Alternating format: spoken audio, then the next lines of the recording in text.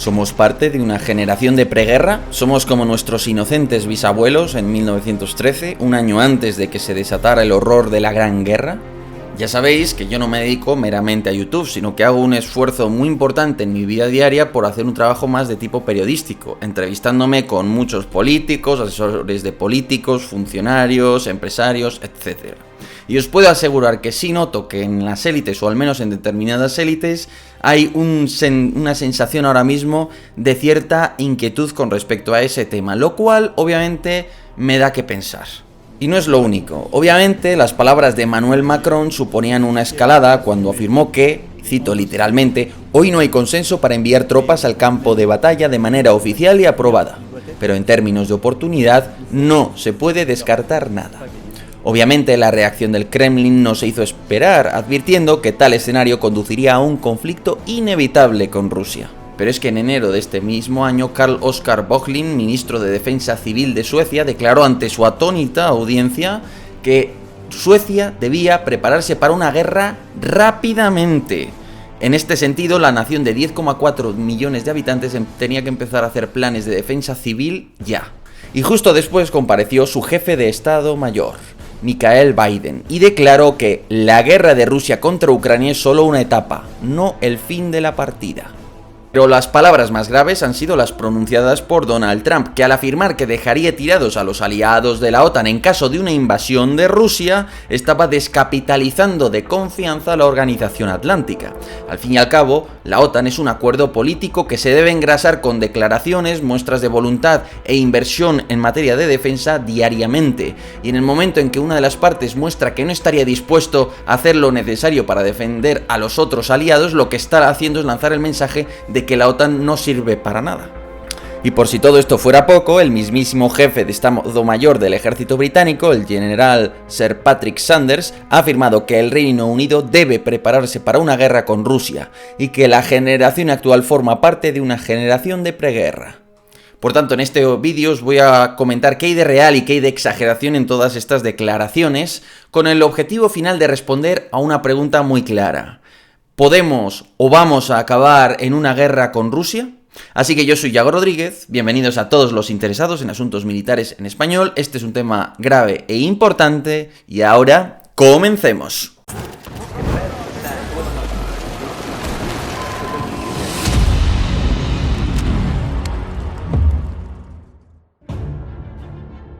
Si Vladimir Putin pretende reeditar alguna clase de imperio ruso, es natural que las potencias occidentales vean la guerra de Ucrania como la ficha de un peligroso efecto dominó, una perspectiva que está calando. Por tanto, el riesgo de esa suerte de efecto dominó solo comenzaría cuando se produzca una derrota total de Ucrania. ¿Y qué entendemos por total?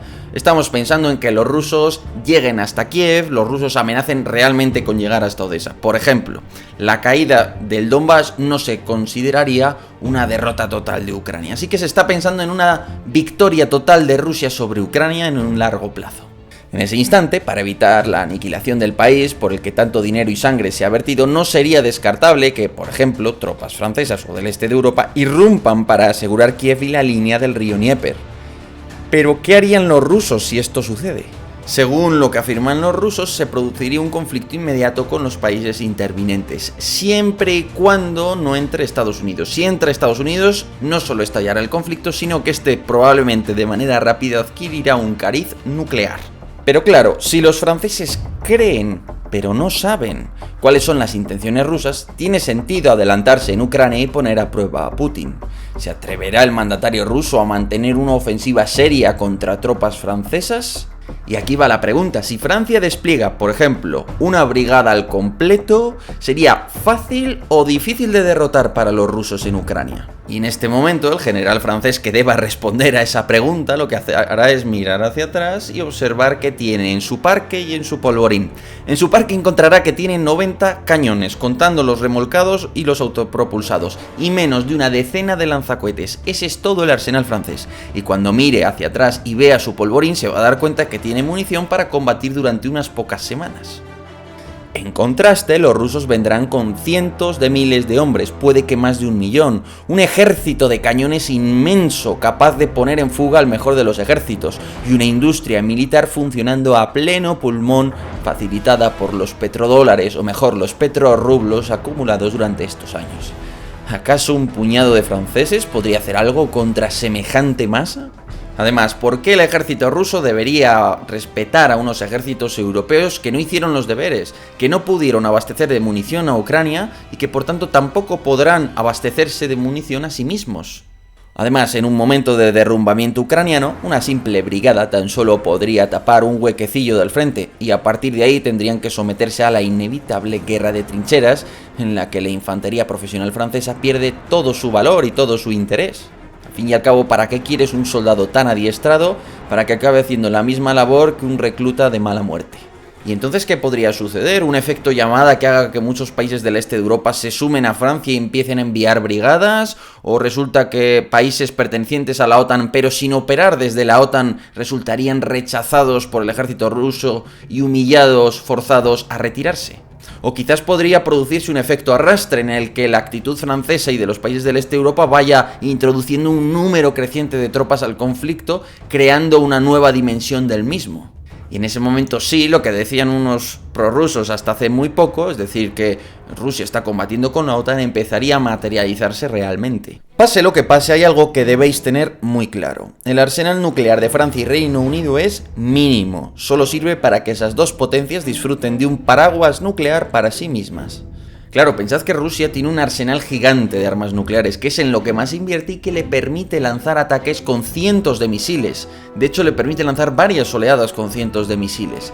En cambio, los arsenales inglés o francés son mínimos y permiten lanzar como mucho unos 10 misiles en cada salva. ¿Por qué? Porque al final el máximo que pueden lanzar depende de sus submarinos nucleares y ya no hay más. Es decir, que de cara a un combate nuclear tienen todas las de perder. Por tanto, su disuasión no es efectiva si pretenden afirmar que además tienen misiles para cubrir a otros países. No, tienen suficientes misiles para generar disuasión sobre sí mismos y poquito más. Por eso aquí todo depende de Estados Unidos, que es el único país con un sistema antimisiles y armas nucleares capaces de enfrentarse con Rusia de tú a tú.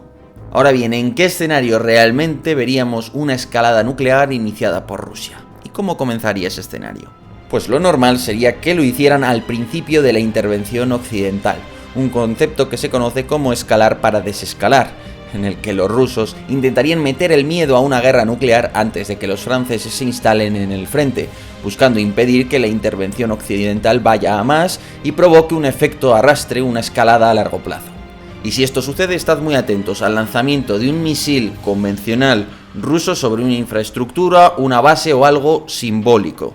Ese misil probablemente sería un Iskander-M, que puede llevar tanto una cabeza convencional como una nuclear, y que por tanto constituye el último aviso antes de lanzar un arma atómica.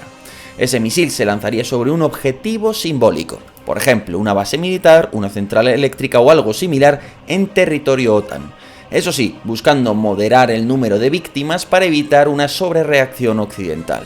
Eso sí, advertencia, esto es lo que tendría planeado Moscú si se encuentra ante un conflicto inminentemente nuclear o ante un conflicto convencional en el que está sufriendo una derrota apabullante. Ahí es cuando entraría en juego todo esto. Pero claro, en este escenario no es la OTAN contra Rusia, son algunos países, sin contar con Estados Unidos, enfrentándose a un ejército ruso que llega muy fuerte al campo de batalla. Tan fuerte como para creer que puede derrotar convencionalmente a sus adversarios, y posiblemente con razón. Y ahí está la clave, si entran, por ejemplo, rumanos, bálticos, polacos y franceses en el conflicto, ¿qué hace Washington? Porque ahí está la clave. Si Washington entra en el conflicto, los rusos van a iniciar la escalada nuclear automáticamente, porque saben que con Estados Unidos en el campo de batalla no va a haber manera de obtener ningún tipo de victoria. En cambio, si no lo hacen, ¿qué va a pasar? ¿Y qué actitud adoptaría Estados Unidos en esta situación? ¿Y qué sucedería sobre todo si Donald Trump dudara o se mostrara indispuesto a proporcionar apoyo a la OTAN en caso de un ataque ruso? Es decir, el escenario que más se teme en las cancillerías europeas. En este caso, echaros a temblar, ya que los arsenales europeos por sí solos apenas podrían tener munición para unas semanas de combates. Así que los rusos podrían conquistar Moldavia y los bálticos, y sería casi imposible impedírselo. Por ejemplo, sé que a mucha gente quizás le parezca inverosímil, pero en la guerra de 2011 contra Gaddafi derrotó a Francia y Reino Unido. Francia y Reino Unido se quedaron sin municiones para seguir destruyendo la defensa aérea de Libia, así de sencillo. Y de hecho, por eso tuvieron que pedirle apoyo a Estados Unidos. Ahora, si las dos mayores potencias de Europa tuvieron ese problema, ¿qué pasaría si nos enfrentamos a una Rusia que viene de una movilización industrial activa desde 2022? Imagínate, es que si la defensa aérea libia desecó las municiones de las mayores fuerzas aéreas europeas, ¿qué pasará si se tienen que enfrentar a esa gigantesca masa antiaérea rusa? Lo que pasaría probablemente es que la batalla esté perdida. Aunque es justo decir que a base de asumir bajas y una política de compras en todo el mundo agresiva, es decir, de ir con el dinero por delante y decir, oye, dame toda la munición que tengan, todos los misiles antiaéreos que tengan, pues quizás eso, junto al profesionalismo de los ejércitos de la OTAN, la habilidad de sus jefes, se pueda lograr, amortiguar el golpe ruso, incluso rechazarlo. Pero esto es sobre el papel, porque el problema real es que Europa es el único continente del mundo en el que no hay una o dos grandes potencias dominantes, sino que hay una miríada de potencias medias con un equilibrio de poder entre sí. Y para colmo, los alemanes, que son quienes deberían liderar, arrastran unos traumas históricos monumentales que les inhabilitan para liderar nada. Entonces, si Estados Unidos no está dispuesto a actuar, es como si estamos quitando el pegamento que aglutina a los socios de la OTAN, es como estar quitando al Sol del sistema solar que orbita en torno a ese astro, por así decirlo. Y en ese caso, ¿quién va a empujar a todos los países a tener una postura común? ¿Quién va a lograr pedir con éxito que todos esos países europeos hagan un mismo esfuerzo cuando la realidad es que no tienen un mismo interés en esa guerra? No tiene nada que ver lo que pueda pensar Portugal con lo que pueda pensar los países bálticos, obviamente. ¿Quién va a coordinar además la respuesta de 20 ejércitos distintos? Porque en caso de guerra cada minuto cuenta y hace falta coordinar el despliegue de cientos de miles de hombres y toneladas de armamento en una saturada red ferroviaria europea. Y con el problema añadido de los tropecientos idiomas, de varios alfabetos, porque no todos utilizan el mismo alfabeto, y en fin, de los intereses políticos y militares divergentes. De hecho, una victoria rusa podría enterrar a la OTAN, ya que la Organización Atlántica, como tantas otras construcciones humanas, bebe de la confianza de sus miembros en que al invocar el artículo 5 de la defensa colectiva, el resto de aliados responderán a la llamada. Y si no responden, la OTAN tampoco responde, y por tanto la OTAN no sirve.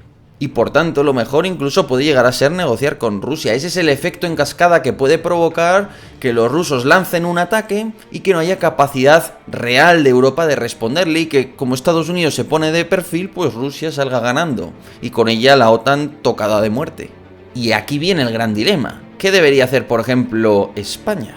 Lo cierto es que en las dos guerras mundiales los españoles estuvimos ausentes gracias a nuestros problemas internos. Así que me pregunto si el precio de ser europeos sería derramar nuestra sangre en campos de batalla que en realidad no son vitales para nosotros, pero que tampoco son irrelevantes. Mi punto de vista, por tanto, es que España debe participar en el concierto europeo y debe hacer una aportación también a la vez moderada por lo proporcional a sus intereses particulares. Por tanto, es una de cal y otra de arena, un equilibrio, un punto intermedio. Es decir, que podemos desplegar un ala de combate, una brigada mecanizada y una flotilla en el conflicto, pero no podemos aceptar nada que tenga que ver con jugar a las escaladas atómicas, que en nada benefician a nuestra sociedad, ni podemos aceptar grandes pérdidas que nuevamente nuestra sociedad no está dispuesta a aceptar. Y por tanto aquí va la respuesta. ¿Estamos abocados a un conflicto con Rusia? Obviamente nada se puede afirmar, no sabemos ni siquiera si Rusia va a ser capaz de derrotar a Ucrania, aunque si a Ucrania no se le da la munición que necesita, pues desde luego podemos acabar en esa situación. Pero a partir de ahí, digamos que hay una probabilidad importante, no sigue siendo sumamente elevada, pero sigue siendo una probabilidad importante y mucho mayor de la que existía hace un año, de que si Rusia vence en Ucrania, vaya por Moldavia y se pueda plantear, si hay una ventana de oportunidad debido a la actitud estadounidense, atacar a los bálticos, poner en cuestión todo el sistema de seguridad del viejo continente. Así que esa es la situación. Hay más riesgo, sigue sin ser un riesgo, es decir, hay varias opciones de lo que puede suceder, pero es verdad que es una opción que se está abriendo paso. Por tanto, sí hay que estar atentos. Y ya no debemos descartar que podamos acabar inmersos en una especie de conflicto convencional con Rusia. Así que eso ha sido todo. Es una situación obviamente muy preocupante, en la que yo diría que la manera más sencilla obviamente de evitarlo es simplemente darle munición a Ucrania, porque con suficiente munición Ucrania puede resistir y puede aguantar. Pero claro, si Ucrania cae, ahí sí que hay unos riesgos muy grandes, obviamente. Desde mi punto de vista, ojo, no tenéis por qué compartir mi opinión. Dicho esto, como siempre, muchísimas gracias a todos por estar ahí. Espero que os haya resultado interesante, aunque es algo preocupante, ciertamente. Y por lo demás, nada, os doy las gracias a todos y os dejo abajo una serie de enlaces por si queréis contribuir a este mi querido canal. Así que lo dicho, muchísimas gracias a todos por estar ahí y hasta otra.